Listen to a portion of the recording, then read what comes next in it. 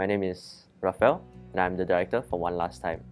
One Last Time is a film about an old man whose wife is in a coma, and he tries to wake her up by reminding her of the times that they used to spend together.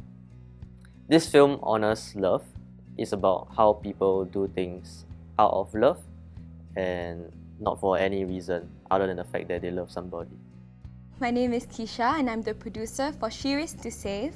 It is a documentary about a female firefighter who is also a mother and the risks that she takes in uniform and out of her uniform.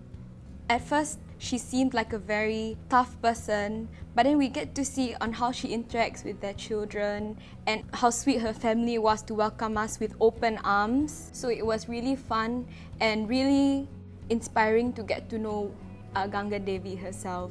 I hope that one day I can get to be as inspirational of a person as her. She's my role model. During the interview, there's one event that left a huge impact on me, which is what Warrant Officer Ganga Devi said, which is a mother's love for their own child is something that cannot be explained. So it reminded me how much my mother has given love to me and her unconditional love. So I would like to tell everybody to go home and say a thank you or maybe a I love you to your family members. Hi, my name is Jolene. I'm the director of Pleasant. Pleasant is about a girl who would like her father to be around in her life more often. When I was growing up, I was always spending time with my mom. I wanted to spend more time with my dad. And I always wanted to figure out why he was always not present in my life. He is a very quiet person. He doesn't speak much English, which is why we kind of have that barrier there. So I actually learned more about people's backgrounds because I find it very interesting that even though everyone has different backgrounds, they behave in a certain way for a reason. And as for my father, I found that he was always very quiet, and the reason for that is because perhaps he didn't know how to communicate with me. I learned to communicate more with him, whether it be in English, in Chinese or in dialect, because I find that it's important for me to understand him more because he's been so busy with work. Hi, my name is Desiree and I'm the producer of Boundless. Boundless is a film inspired by some students of my mom who used to teach at Cerebral Palsy Alliance School. I actually asked to go down and volunteer at her school to see how the students there were like and how they led their lives. It was a very eye-opening experience for me. After volunteering there, I decided to honor them through making this film. Society has a tendency to call wheelchair users wheelchair bound. So why we named our documentary Boundless is because we wanted to show that even though they are in a wheelchair, but they're not bound by their physical constraints and their disabilities. So what I learned from them is about the spirit of not giving up and determination. No matter whether how badly they are rejected or defeated, they always get up. And I try as much as possible to apply that into my life. And that's what honor means to me. Hi, my name is Hidayah and I'm the director of Final Goodbye. I'm inspired to make this film because of my late grandma. The last 4 months before she passed, I got to take care of her, and seeing how the palliative care team takes care of her as well, it makes me respect them more, and that's why I want to honor them.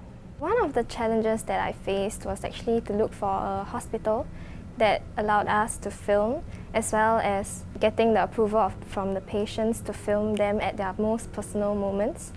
And thankfully, we managed to find St. Luke's Hospital, which allowed us to film at their place, as well as working closely with us. It felt very emotional because all of these patients are there just waiting for their time to go. So it struck to me every time we shoot, I kept thinking to myself, there's not much time for me with my loved ones. They can leave anytime. So to me, this film teaches me about the importance of spending precious time as we can with our family and our loved ones. Aside from honoring the palliative care team, I would also like to honor my parents who also helped take care of my grandma through the last 4 months, and actually ever since I was young as well. Hi, my name is Brenda. I'm the director of Track Memories. Track Memories is a documentary about basketball Olympian, his passion for the sport, and also about his relationship with his wife and his daughter.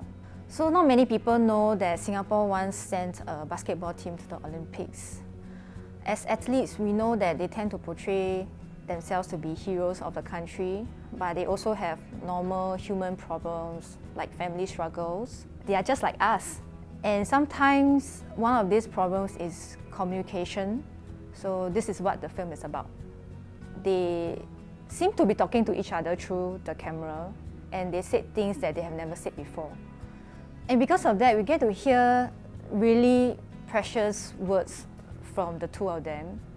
I believe there was a lot of forgiveness and healing that took place throughout this journey. This film honors love. People usually do things for a reason, because they need or want something, or because of some ulterior motive. But when somebody loves another person, they do things for them without any reason, and it's only because they love them. So I hope my father will be happy after seeing the film, because he's actually the reason why I pitched the idea in the first place, and I hope that he will understand what I'm doing.